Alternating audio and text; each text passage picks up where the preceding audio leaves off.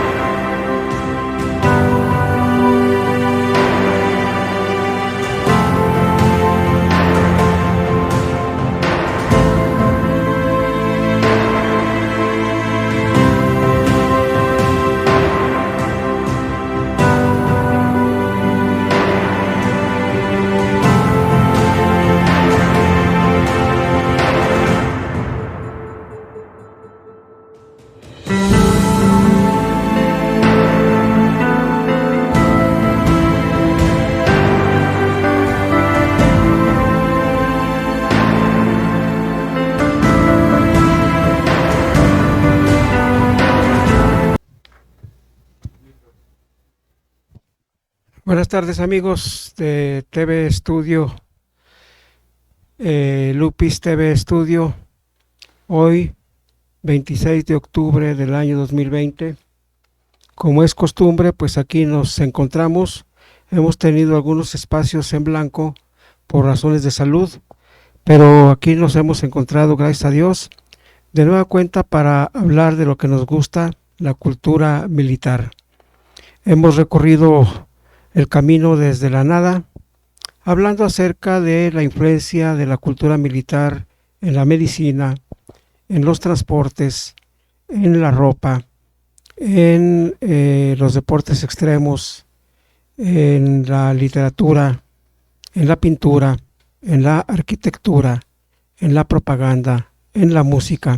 Como ven, es todo un universo que abarca la cultura militar y que va más allá de lo que vemos en un desfile, en las maniobras, incluso ahora pues que traen al ejército para arriba y para abajo, en labores que no le corresponden, pues es más menester conocer que hay otras funciones mucho más elevadas que tiene el ejército mexicano y que van más allá de construir aeropuertos o carreteras o hospitales o etcétera, o cuidar aduanas.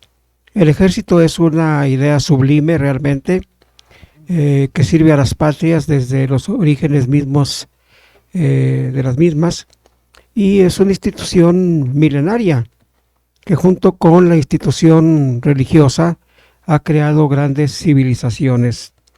¿Qué sería, por ejemplo, de Grecia, del imperio griego, sin la espada de los espartanos? ¿Qué sería del imperio romano sin las escuadras, sin las falanges de sus legionarios? Y así sucesivamente, ¿qué sería de los grandes imperios sin el brazo armado? Y así podemos hablar muchos ejemplos de las grandes civilizaciones que, si bien los patricios, los senadores, los diputados, los políticos en general, incluso los santos, sostienen a las naciones, pero también el brazo armado es el que sostiene a estas instituciones. Tenemos el caso particular de la conquista de México.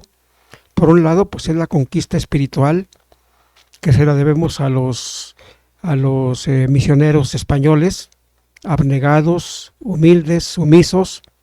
Pero por otro lado está el brazo armado que tuvo que hacer uso de la fuerza para calmar el ímpetu de ciertas tribus sanguinarias, ¿verdad? Que era menester pararlos por la fuerza, y ahí hubo de ser necesario el uso pues de la fuerza.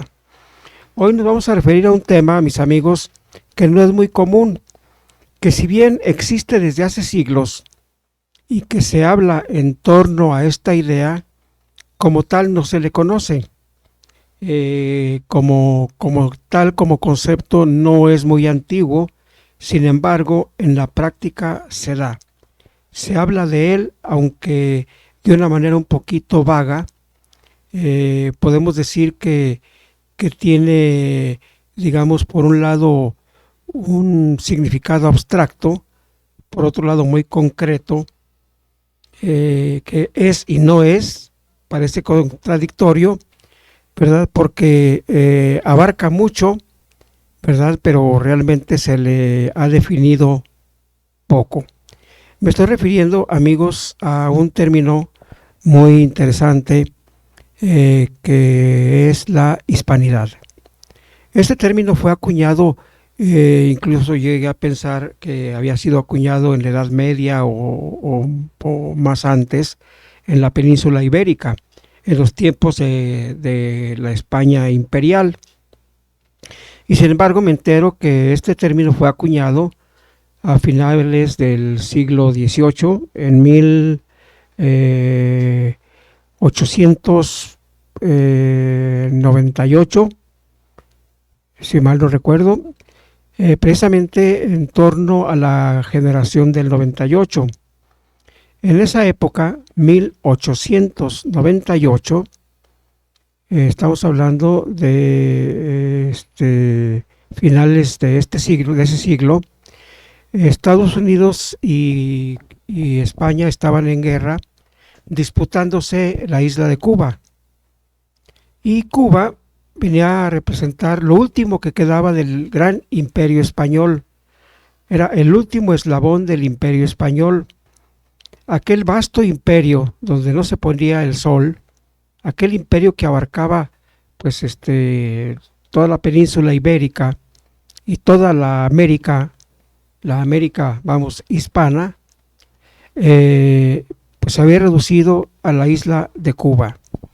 Entonces un grupo de intelectuales, precisamente que se les conoce como la generación del 98, preocupados por esta pérdida de la unidad española, acuñan el término de la hispanidad, en donde concentran la idea del imperio, la idea imperial española, para tratar de rescatar lo más que se pueda de ese antiguo imperio heroico, vasto, ¿verdad? Increíble realmente, y que se ha reducido solamente a la península. De tal forma que va tomando fuerza la idea de la hispanidad, y sus personajes, paradójicamente, amigos, unos provienen del liberalismo, otros provienen de la anarquía, otros son conservadores católicos, pero poco a poco todos se van concentrando en la idea de la hispanidad, y que terminan siendo, ya iniciado el siglo XX, terminan siendo católicos, conservadores, e incluso algunos mártires de esta idea.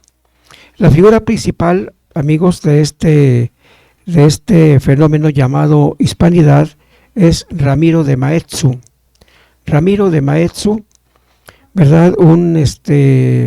Entonces un joven intelectual, ensayista, pensador, filósofo, Ramiro de Maeztu y Whitney, hijo de una inglesa y de un padre español, ambos católicos, que lo fueron formando desde muy joven en la intelectualidad.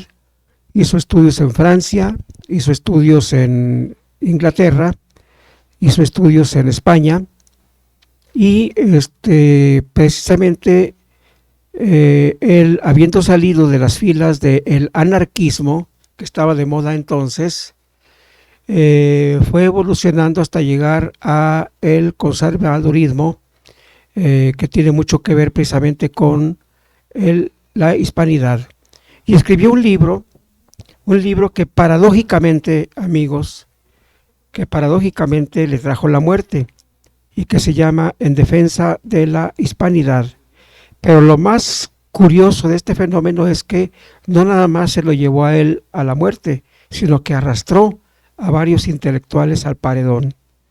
Estamos hablando de esta España de inicios del siglo XX, que se encuentra convulsionada ya entonces por la presencia de anarquistas, de los, incipientes comunistas, de una persecución religiosa, ¿verdad? Recién ha triunfado la revolución bolchevique en la Unión Soviética y ya se conoce el terror comunista. De tal manera que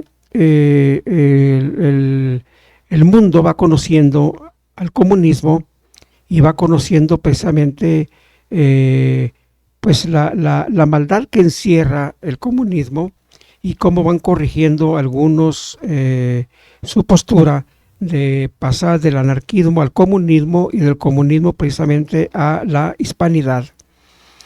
Y es así que se van sumando a esta corriente personajes tan interesantes, intelectuales de primer nivel como Pío Baroja, otros como Azorín, poetas de primer nivel, Miguel de Unamuno, que llegó a ser rector de la universidad y que fue fusilado más adelante, Gregorio Marañón, un intelectual también médico de primer nivel, Jaime Balmes, José Donoso Cortés, ¿verdad? Todos ellos fueron cambiando sus posturas de un anarquismo, un liberalismo, algunos inclusive del marxismo, a la idea de la hispanidad. Y algunos de ellos, repito, terminaron en el paredón, como el propio Ramiro de Maeztu. Y entre otros, el más grande, sin duda alguna, que aquí tenemos su fotografía, es José Antonio Primo de Rivera, a quien nos vamos a referir en unos minutos más. Ramiro de Maeztu comenzó a darse a conocer precisamente dando conferencias, ganó varios premios, incluso algunos premios post-mortem. Entre otros libros escribió una biografía acerca de Bartolomé de las Casas o Bartolomé Casús, ¿verdad? Que es, digamos, de alguna manera el padre de la leyenda negra antiespañola. Paradójicamente un fraile benedictino, pseudo católico, es el que encabeza la lista de los que realizan la leyenda negra anti-española, ¿verdad? Entre otros, algunos de los conceptos que acuñó Ramiro de Maeztu y que son patrimonio no nada más de los hispanistas, sino de los nacionalistas en general, es la siguiente. Se las voy a leer. Dice: no hay en la historia universal obra comparable a la realizada por España, porque hemos incorporado a la civilización cristiana a todas las razas que estuvieron bajo nuestra influencia, dice Ramiro de Maeztu. Repito, no hay en la historia universal obra comparable a la realizada por España, porque hemos incorporado a la civilización cristiana a todas las razas que estuvieron bajo nuestra influencia, lo dice Ramiro de Maeztu. Y aquí entramos precisamente la Nueva España, aquí entramos a América. Todos los espacios, todos los rincones a donde llegó España fueron incorporados a la civilización cristiana. Fue una bendición realmente. todos los rincones desde América hasta la Patagonia fueron bendecidos precisamente con la luz del Evangelio. Y esto es parte de la hispanidad. Otra bella definición que es patrimonio de la hispanidad. La patria es espíritu. Ella dice que el ser de la patria se funda en un valor o en una acumulación de valores con los que se ensalza a los hijos de un territorio en el suelo que habitan. Repito, la patria es espíritu. Ella dice que el ser de la patria se funda en un valor o en una acumulación de valores con los que se enlaza a los hijos en un territorio en el suelo que habitan. Dicho de otra manera, Ramiro de Maeztu, entre otras cosas, dice que para poder formar parte de la hispanidad se necesitan básicamente tres cosas: la lengua, el territorio y la religión. Dice que rezar el Padre Nuestro en español en cualquier parte del mundo ya es parte de la hispanidad. Fíjense qué bonito. Rezar el Padre Nuestro en español en cualquier parte del mundo ya se es hispanidad. Entonces, ahí está la esencia precisamente de la hispanidad: religión, obviamente el suelo que se pisa, ¿verdad? Y la lengua, el Padre Nuestro en español, ¿verdad? Y fíjense ustedes, amigos, que decía en un principio que pareciera que hablar de hispanidad es abstracto. ¿Por qué es tan amplio, amigos? Tan amplio que no lo podemos abarcar en varias horas. Yo voy a permitir hacer un pasar revista de lo que ha sido España a lo largo de los siglos, y me voy a quedar corto, definitivamente me quedo corto, porque es también como hablar de México. México es el país que más se parece a España y tiene muchas características México heredadas precisamente de España. Pero fíjense nada más lo que ha hecho España a lo largo de los siglos para que se den una idea de lo que es la hispanidad. Fíjense nada más. Universidades. Las universidades más antiguas de la civilización son españolas. Salamanca, Compostela. Universidades milenarias, ¿me entienden? Fundadas precisamente en España. La monarquía. Monarquías milenarias también fundadas en España. La arquitectura. Arquitectura milenaria, los castillos, las catedrales, son construcciones también centenarias, milenarias. Bibliotecas existen desde hace más de 1000 años en España. Las iglesias, monasterios, conventos, todo eso, amigos, no se hizo de la noche a la mañana. Pasaron siglos y siglos de trabajo, de esfuerzo, de mucha fe, de constancia, de ese espíritu, aunque no se le llamara hispanidad, pero esa unidad de España, esa unidad de destino en lo universal, de decir, queremos hacer esto por bien de España. Y lo lograron. Ahí están los vestigios todavía. La literatura. ¿Quién no se asombra con la literatura española, mis amigos? Comenzando con el Quijote de la Mancha, que incluso nos invita mucho a imitar al Quijote. Muchos de adolescentes quisiéramos ser el Quijote de la Mancha. Algunos quieren ser Sancho, es otra cosa, pero muchos quisiéramos ser Quijotes. Quisiéramos ser caballeros andantes, traer nuestra espada, nuestro caballo, nuestra armadura. Quisiéramos ser eso. Otros quisiéramos ser el Cid Campeador, ¿me entienden? Porque es la literatura inspiradora. Y estoy hablando nada más de un renglón de la literatura española, ¿me entienden? La poesía, abundantísima la poesía española. Recuerden ustedes cuando en nuestra época, ahora ya eso ya no se estila, pero cuando éramos jóvenes, estudiantes de secundaria, estudiábamos literatura española. Era un grueso libro que llevábamos a la escuela y teníamos unos maestros, tanto de escuelas privadas como públicas, terriblemente preparados, que sabían declamar, que sabían recitar y leer la poesía, y nos exigían aprendernos y comprender la poesía y la literatura española. Eso se ha tirado a la basura. De hecho, eso ya no se va a estudiar nunca. Por eso es que ahorita la gente no sabe ni escribir, no sabe leer, no saben comprender lo que se lee. Nuestros niños de cuarto, quinto año de primaria no saben leer, y si leen, no entienden lo que leen. Y todavía hay adultos, también muchos adultos que, lo leemos ya ahorita en internet y nos golpea la falta de ortografía, de que no saben escribir, no tienen reglas elementales de ortografía. ¿Por qué? Porque no leen, nunca leyeron. Y la poesía, pues mis amigos, pues se construyó a través de los siglos. Eso es hispanidad. La música, ¿qué decir de la música española, mis amigos? Tanto la música popular como la música clásica española, ¿verdad? También ha sido construida a lo largo de los siglos, ¿me entienden?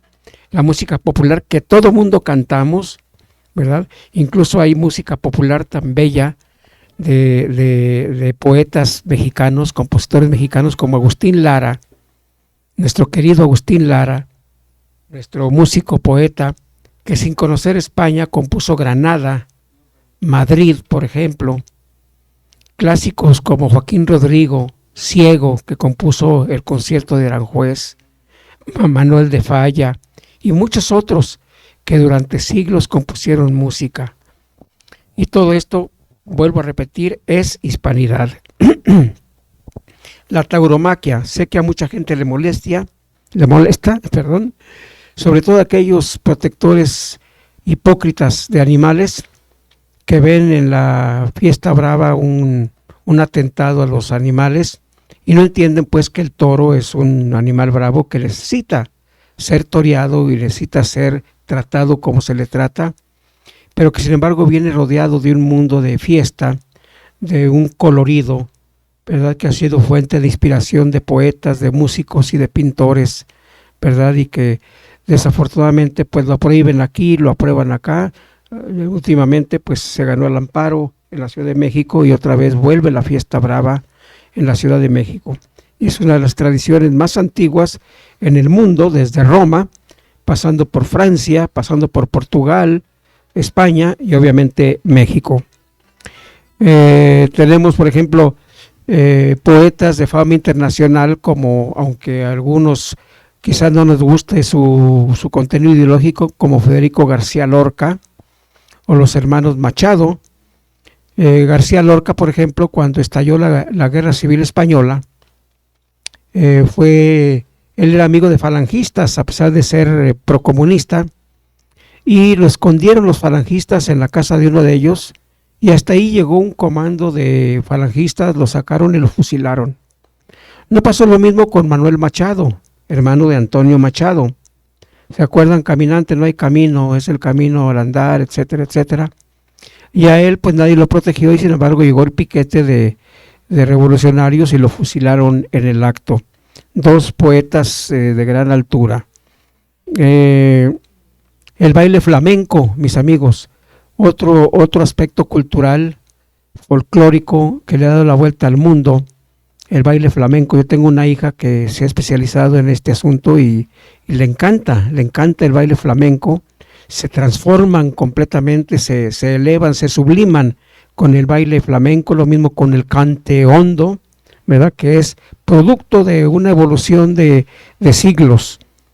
También estamos hablando de el tercio de la Legión, su paso por Flandes, sus actividades heroicas, el espíritu combatiente del tercio, ¿verdad? Las saetas, también la música, los navegantes. ¿Qué decir de los navegantes españoles que le dieron la vuelta al mundo? Gracias precisamente a esos navegantes, América conoció a España. Otro término que es acuñado y fue acuñado para los españoles y por los españoles, quemar las naves. Imagínense nada más qué término tan profundo. Hernán Cortés dice a sus soldados: quememos las naves, nos quedamos.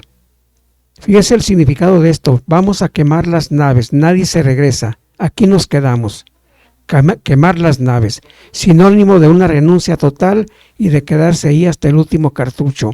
Es parte de la hispanidad. La Guardia Civil, característica con su tricornio, con su gorro muy especial, ¿verdad? Es de gran tradición también en España. Fiel la Guardia Civil, fiel hasta la muerte, participando tanto en la Guerra Civil Española como algunos voluntarios en la Segunda Guerra Mundial. Toledo, ¿verdad? Recuerden ustedes que durante siglos fue la capital de España, en donde convivían, por un lado, pues la sinagoga, la catedral y también la Alhambra, la mezquita musulmana, ¿verdad? En una sana convivencia, y hasta la fecha, si ustedes van, como yo tuve la oportunidad de visitar Toledo, van a ver que conviven en la plaza principal las tres religiones monoteístas: los judíos, los musulmanes y los cristianos. Una cosa impresionante. Y ahí mismo, enclavado en la montaña, está el Alcázar, el famoso Alcázar de Toledo, que durante la Guerra Civil Española, de 1936 a 1939, se escribió ahí una de las gestas heroicas más importantes, en donde el general Moscardó defendió como los pocos ese reducto frente a los comunistas, a pesar de que le secuestraron a su hijo y lo querían canjear precisamente por la libertad de su hijo. Por ahí va a estar la lámina del general José Moscardó, para que lo recordemos, y creo que es de las últimas. Y bueno, fue un hecho histórico, ¿verdad?, que le dio la vuelta al mundo. Yo estuve en ese lugar, ya es ahora un museo, pero fue destruido el Alcázar durante 3 meses de asedio con cargas de dinamita. El coronel José Moscardó le secuestran a su hijo y le dicen los comunistas que le dan minutos para que suelte a su hijo, de lo contrario lo van a matar. Entonces establece un diálogo del coronel José Moscardó con su hijo Luis, y le dice: papá, que me van a matar. Y le dice el papá: pues hijo, reza un Padre Nuestro, encomiéndate a Dios y muere por España. Nos vemos en el cielo. Así será, padre, así será. Creo que este es Moscardó. Él es. Bueno, aquí me están mostrando la lámina con la imagen precisamente del coronel Moscardó, que es el héroe del Alcázar de Toledo y quien defendió durante 3 meses ese baluarte durante la Guerra Civil Española. Esto es parte, amigos, de la hispanidad. Bien, continuamos. El asunto de Covadonga, ¿verdad? Ese rincón de Asturias donde se apareció la Virgen de Covadonga, la Virgen del Pilar, una de las advocaciones de la Virgen, en ese rincón de Asturias, y allí se reinició la reconquista de España por los nobles de Pelayo. Recuerden ustedes que los árabes, los musulmanes, pasaron 8 siglos, 8 largos siglos, 800 largos años conquistando España, y allí precisamente en la gruta de Covadonga, tras la aparición de la Virgen, se reinició la conquista de España, un lugar histórico también que forma parte de la hispanidad. Seguimos, amigos. El camino de Santiago, el camino jacobeo, el camino a Salamanca, es hoy por hoy una de las peregrinaciones más numerosas del mundo, pero sobre todo tiene la característica de aglutinar, de concentrar a jóvenes de todo el mundo que van a peregrinar desde Zaragoza, desde el norte de España, desde la frontera con Francia, hasta Compostela, a visitar al apóstol Santiago, donde se venera ahí su cuerpo incorrupto y está la cimitarra del árabe que quiso cortarle la cabeza y no pudo, ¿verdad? Es un lugar de peregrinación extraordinario donde la gente recorre kilómetros y kilómetros a pie, en bicicleta, en caballo y algunos en autobús, otros en autocar o raite. Hay estaciones para pernoctar y es el sueño de muchos jóvenes de hacer ese recorrido, entre ellos mis hijos que pretenden hacer ese camino jacobeo o el camino de Santiago, y forma parte pues de la hispanidad. Salamanca, la Alhambra, ¿verdad? Todos esos lugares pues son históricos, con una gran historia, porque, repito, fueron ciudades huéspedes de extranjeros durante siglos, ¿verdad? Granada, Sevilla, Barcelona o la Barcelona, ¿verdad? Fueron lugares de mucha historia. Las órdenes militares de caballería también fueron importantes y forman parte de la historia y forman parte de la hispanidad. Las órdenes pías, franciscanos, dominicos, agustinos, jesuitas, todos ellos estructuraron precisamente lo que es la hispanidad y le dieron esa personalidad religiosa, piadosa a la España de siempre. La Cartuja, un monasterio pobre entre los pobres, que entre otras cosas Dios los bendijo fabricando vino tinto, vino noble, vino de uva, y además criando caballos, el famoso caballo cartujano, que es uno de los caballos más finos y más deseados por los buenos jinetes. Surge el rejoneo, que es el toreo montados a caballo, como lo hace nuestro amigo Felipe Hermoso de Mendoza, ¿verdad? Los vinos tintos, el caballo, el cartujo, el andaluz, el español, caballos muy cotizados, anchos, fuertes, ¿verdad? Unos caballos preciosos. En cuanto a la alimentación, pues no acabaríamos aquí todo el día hablando de la paella, la morcilla, los callos, ¿verdad? Que son extraordinarios, una comida muy rica. ¿Y qué decir, amigos, de los santos, las santas, los beatos, los místicos españoles, que son abundantísimos y que forman parte de la hispanidad? Y también quiero repetir, jamás lo dejaré de mencionar, México es el país que más se asemeja precisamente a España. El Cristo de la Buena Muerte también es otra característica histórica de la hispanidad, el Cristo de la Buena Muerte, y que la han adoptado precisamente los caballeros de la Legión Española, los caballeros novios de la muerte, quienes año tras año hacen una peregrinación con el Cristo a cuestas, cantando esa bellísima canción de amor y de lucero que se llama El Novio de la Muerte. Sobre todo en Málaga, en donde miles, quizás millones de turistas y españoles asisten estremecidos a ver esa ceremonia del Cristo en los hombros, el Cristo de la Buena Muerte. Después es importante mencionar, mis amigos, que España pues no es una raza pura, ¿verdad? Como algunos pueden imaginarse.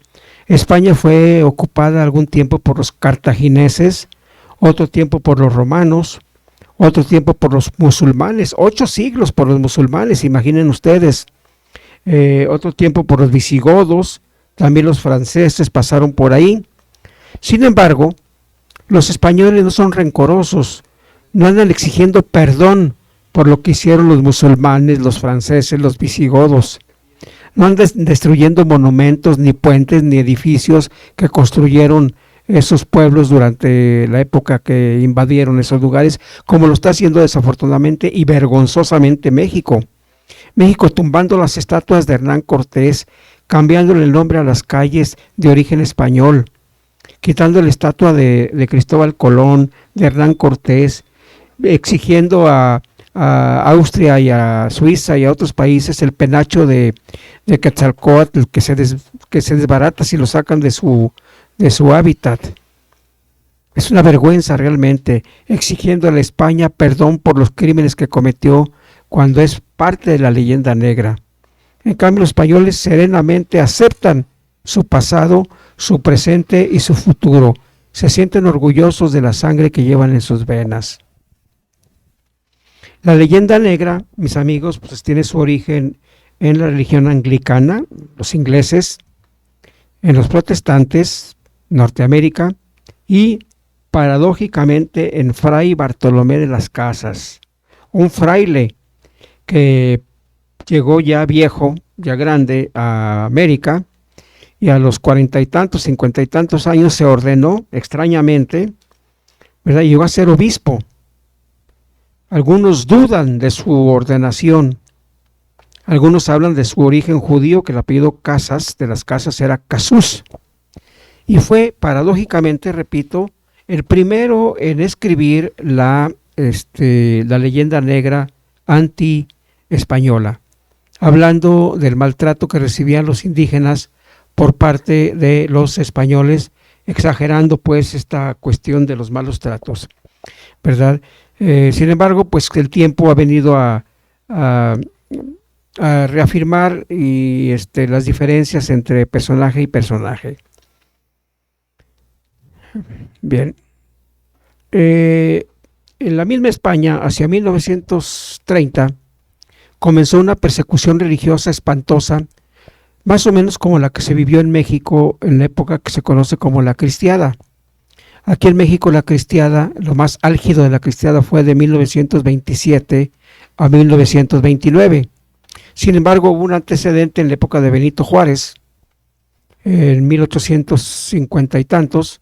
Benito Juárez se lanzó contra la Iglesia Católica, a pesar de que ésta lo educó, lo alimentó, y se lanzó muy duro contra la Iglesia Católica. Expulsó a los jesuitas, expulsó órdenes religiosas, se apoderó de los bienes de la Iglesia. Bueno, y en el caso de Plutarco Elías Calles, pues él endureció las leyes de la Constitución, más de 5 artículos anticatólicos en la Constitución, y devino todo esto en la violencia, en el asesinato de sacerdotes, en la quema de templos, ¿verdad? Y obviamente en el levantamiento en armas de muchos católicos, tanto de la ciudad como del mundo rural, sobre todo de los Altos de Jalisco. En España sucedió igual. En Asturias comenzó una persecución contra los católicos, la profanación de los templos, la profanación de los camposantos, la profanación de las tumbas, la violación de monjas, sacerdotes, el asesinato de sacerdotes, y pues comenzó pues una situación álgida en España, lo que devino más adelante, 1936, en la Guerra Civil Española. Por un lado, el gobierno republicano procomunista, ¿verdad?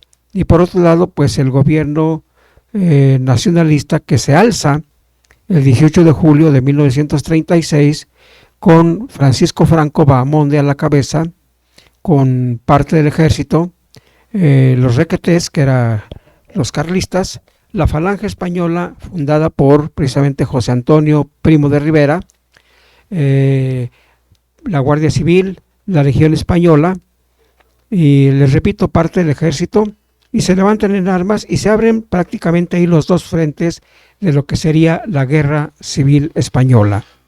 Una guerra que se prolonga 3 años, que produjo aproximadamente 1 millón de muertos, con episodios realmente extraordinarios de heroísmo, pero también de salvajismo, ¿verdad? Y por qué no decirlo, en ambas partes hubo, como en todas las guerras, hubo abusos, pero sobre todo en el caso de los republicanos hubo más sadismo, porque ellos recibieron la ayuda y la presencia de los soviéticos, de los rusos. En el lado republicano se crearon las llamadas brigadas internacionales o internacionalistas, integradas por los soviéticos, los franceses, ingleses, norteamericanos y mexicanos. En el caso del bando nacional, recibieron el apoyo de los fascistas italianos y los nacionalsocialistas alemanes. Los alemanes enviaron una escuadrilla de la Fuerza Aérea de la Luftwaffe llamada la Legión Cóndor, y los italianos enviaron a la división del Arco Azul, que era básicamente de la Marina. Y bueno, fue, digamos, una especie de ensayo o de antecedente de lo que serían los frentes en la Segunda Guerra Mundial.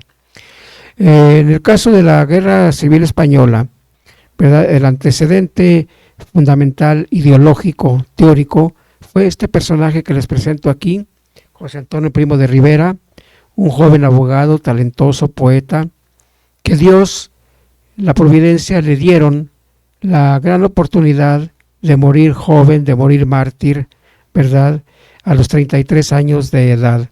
Dejó sus obras completas escritas, creador él junto con algunos camaradas de un bello himno que se llama El Cara al Sol, ¿verdad? Y bueno, queda ahí para la historia.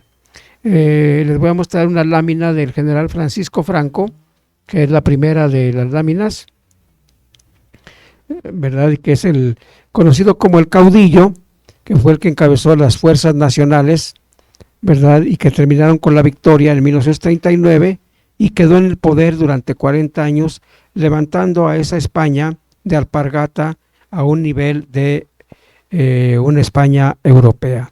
Rápidamente, un par de párrafos de esta carta, que es un acto de gratitud. Madre España, al editar este álbum con las efigies de los salvadores y soldados tuyos que insertamos en él, lo hacemos con fe, orgullo y sana intención de dar a tu luto y espíritu un consuelo, tratando a la vez de que el mismo sea un recuerdo y reliquia para los que hereden tu sangre y estén orgullosos de ser españoles. El letargo que tuviste que principió después de la conquista de América hasta nuestros días fue causa de ley natural impelente para la evolución de los pueblos, ¿verdad? Y tengo aquí un manuscrito también de 1939 que se titula Salvadores de España, ¿verdad? Es un documento original que lo guardamos pues con mucho cariño. Amigos, terminamos. Les envío un fuerte abrazo a todos. Si Dios quiere, nos vemos el próximo miércoles para continuar con estos temas de cultura militar. Muchas gracias.